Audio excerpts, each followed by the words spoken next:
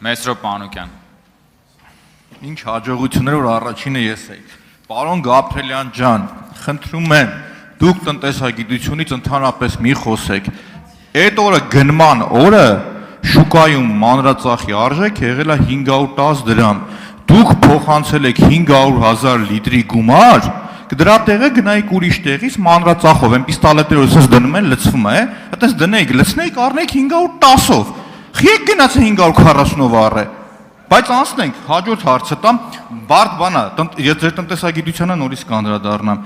Մի հատ խնդրում եմ ինձ ասեք, որ ասում եք 300% աճ գիտաշխատողներին։ Գիտեք, քանի գիտաշխատողը այդքան բարձր ստացել, 5, 10, մյուս հարցը որ կա, էլի։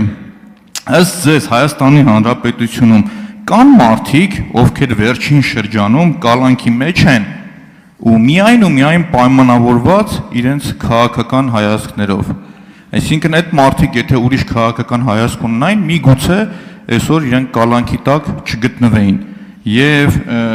վերջի հարցը, որ ես ունեմ, խոսեցիք ակադեմիական քաղաքից 15,000 օտարերկրյա ուսանողներից։ Կոնկրետ ըստ ձեզ 5 տարի առնվազն կներեք, կարող է եթե սխալ ասեմ, էլի վերջի 5 տարին կարևորագույն հանձնաժողով եք կառավարել,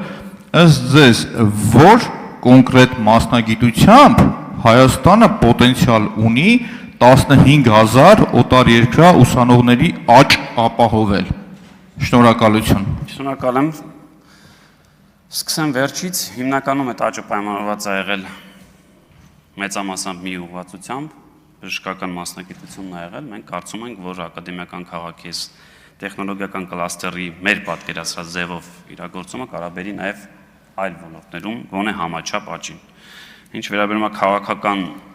պատճառներով մարդ տեսնում եմ նստած, չեմ տեսնում, որովհետև այդ թվում ձեր պատկերացրած կամ ձեր մատնանշած մարդկանց շատ հարցազրույցները միշտ հետևում եմ, իրենք ավելի քիչ են խոսում, որ իրենք խալացյալ են, քան օրինակ այստեղ դուք։ Չգիտեմ, օրինակ մանդատագողությունից ենք խոսում, ես չեմ լսել